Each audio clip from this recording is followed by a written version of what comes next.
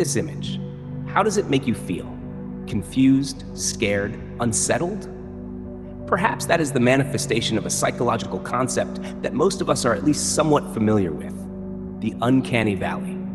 If you don't know, the Uncanny Valley is a psychological theory that explains the discomfort, even fear, that humans feel toward an object or creature that looks almost human, but not entirely human. This discomfort is best described through a graph. As an object becomes more human-like in appearance, our positive reaction to it increases until a certain point. At this point, when the object becomes too similar yet still has subtle differences, our empathy and acceptance abruptly drop into a negative zone. This sudden drop in acceptance and friendly emotion, the valley on the graph, is the origin of the theory's name. Take dolls as an example. In the middle of the graph, we may have dolls with a cartoony style. You can easily tell they're not real humans. They have exaggerated features and lack hyper-realistic details. We accept and enjoy them effortlessly. But then we have something like this. This action is often accompanied by showing a doll with a face and eyes that are too realistic. Personally, I find this image a bit creepy. I don't know exactly what causes it, but there's something in those eyes I don't like. Of course, this feeling varies from person to person. These toys still sell well, so not everyone finds them scary. But there is a good reason why dolls are such a big part of the horror genre. From haunted dolls to killer dolls, the uneasiness they create is real and has been thoroughly exploited. In this video, I won't go deep into what the Uncanny Valley is, because I just did, and many others have covered it.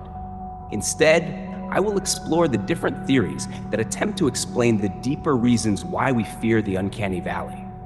What in our evolution or psychology created this fear of things that look nearly human? This is a question that scientists, neuroscientists, and cultural researchers have tried to answer for decades. Is it related to our ancient survival instincts? Or is it a byproduct of how our brain processes social cues and facial recognition? Can we ever find a definitive answer? Well, you'll have to keep watching to uncover the mystery of the Uncanny Valley with me. Before diving into the theories, a fair warning. This video will contain images that some people may find disturbing or uncomfortable. If you don't like such images, you should stop right now. The narrator quickly inserts a mildly shocking image and then reassures the viewer. All right, the scariest image is over. Not too bad, right? Now, let's get into the theories, starting with the mate selection theory. Now let's explore one of the theories believed to have evolutionary roots, the mate selection theory. This theory proposes that uncanny features make us feel uneasy because our brains are programmed to avoid potential mates who show signs of low fertility, poor health, or weak immune systems. I can see that this theory has some logical points. From an evolutionary standpoint, humans have an instinctive reaction to people they would or would not want to mate with. Those considered more biologically attractive are often received more positively by our brains, since a healthy appearance signals good genes and higher survival potential. On the other hand, those who are less attractive or show signs of illness are automatically categorized by our brains as undesirable or even dangerous. Look at the modeling, film, television, and even political industries. Physical attractiveness always plays an important role. Sure, many of these factors are cultural, but it's clear that our brains are hardwired to prioritize people who look healthy and appealing. According to this theory, when we look at something in the Uncanny Valley, a doll with oversized eyes or a robot with stiff movements, our primitive brain mistakes those imperfect, unnatural traits for signs of congenital disease or severe genetic defects in a human. The fear and discomfort we feel are simply an evolutionary defense mechanism designed to prevent us from approaching and mating with such a defective individual, therefore protecting our gene pool. However, I personally don't fully agree with this theory, at least not as the sole explanation. First, our fear or discomfort can extend far beyond sexual attraction. We may find people unattractive or even frightening, even if they are not a group we are sexually attracted to. For example, a heterosexual man may mock or bully another heterosexual man for being unattractive. Or in the case of the Uncanny Valley, a heterosexual woman may find the image of Momo, a well-known Uncanny Valley example, terrifying, even though she never intended to choose Momo as a mate. The fear here isn't about reproduction, but about distortion and creepiness.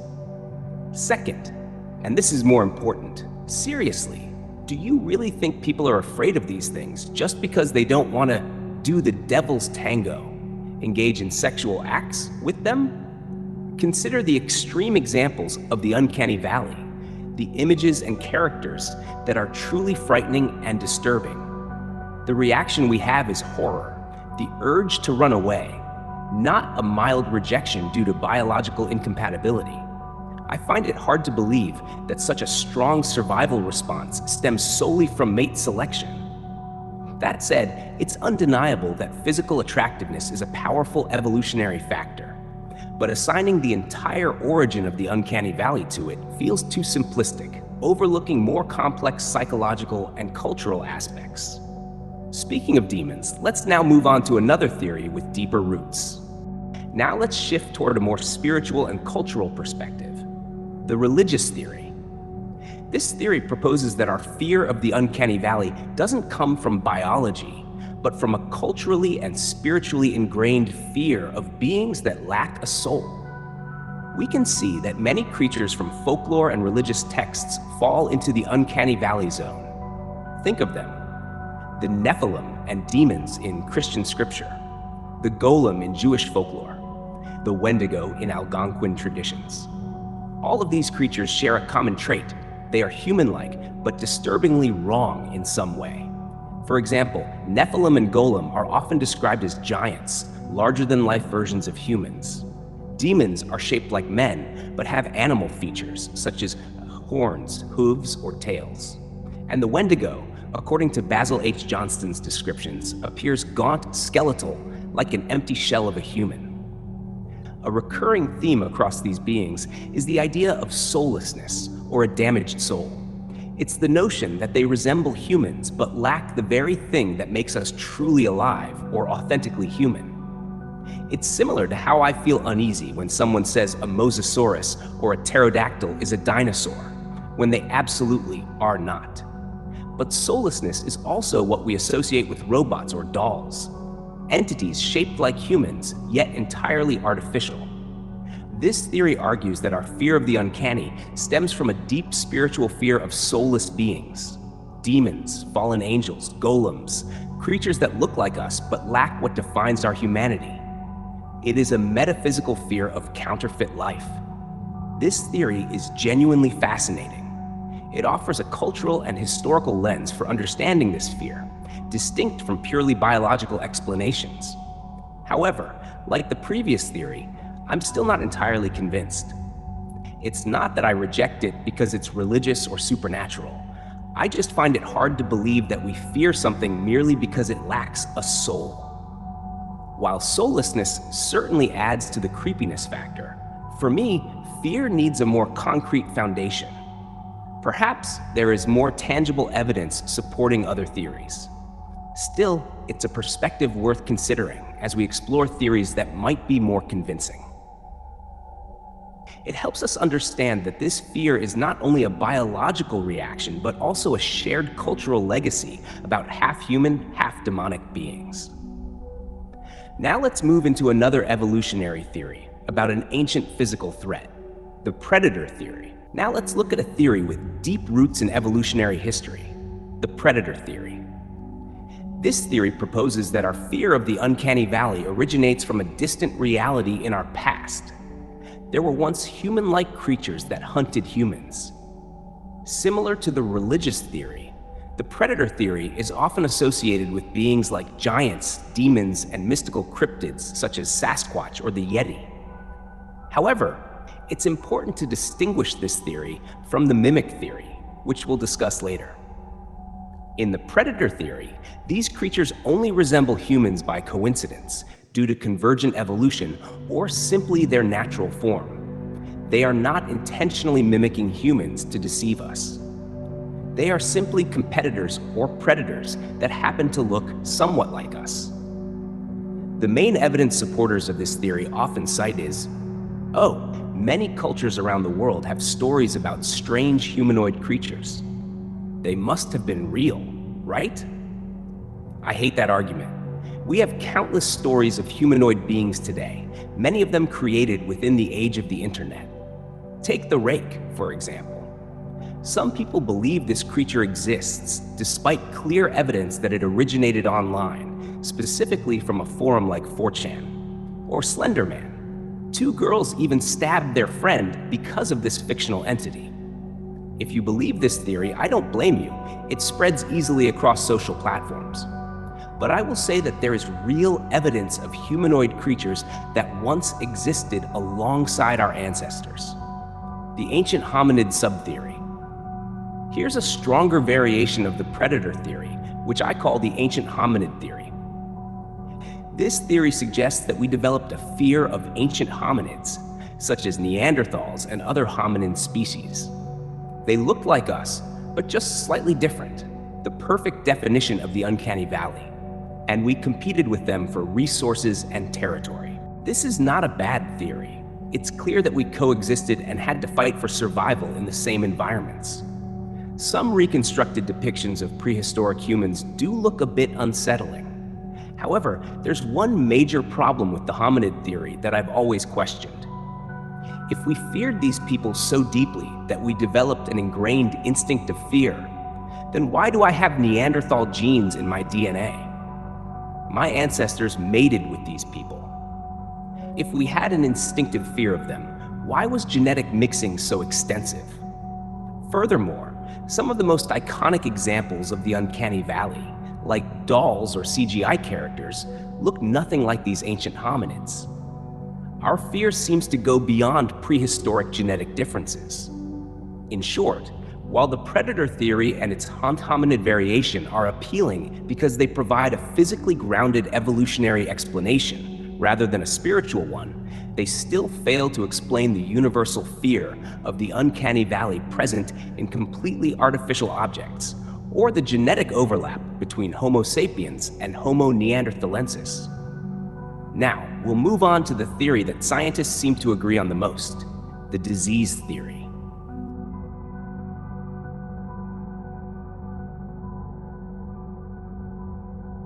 Now, we will dive into the theory that scientists agree on the most, and that also seems to be the most reasonable so far, the disease theory. The disease theory suggests that our fear of human-like objects and creatures comes from a prehistoric instinct to avoid corpses and people who were severely ill. And when you think about it, this makes a lot of sense. Our ancestors' brains evolved to detect and avoid signs of disease or death to ensure the survival of the individual and the tribe. These signs include stiffness, unnatural movement, pale skin, distorted facial features, and lack of expression. Traits commonly seen in people who are dead or suffering from serious infectious diseases. Consider the typical examples of the Uncanny Valley. Robots and dolls that resemble humans often have stiff, inflexible movements and expressionless faces. This is similar to someone who is paralyzed or recently deceased. Glitched CGI or deepfakes can produce sunken eyes, pale skin, or mismatched facial expressions and speech. This theory suggests that our brains still interpret these cues as warnings, the same way they warned our ancestors. Even when dealing with robots, dolls, or computer-generated images, the brain processes them as if they were moving corpses or infected individuals we must immediately avoid. I think this theory explains a lot of cases. Take one example, a prop severed head used in a television show. Yes, it's fake, but it still creates an unsettling feeling because it is a recreation of a dead person. Its accurate yet motionless appearance fits perfectly with this theory. To be honest, very many classic Uncanny Valley images fit the disease theory, Momo, with its shrink-wrapped skull-like face and bulging eyes, evokes imagery of severe malnutrition or illness.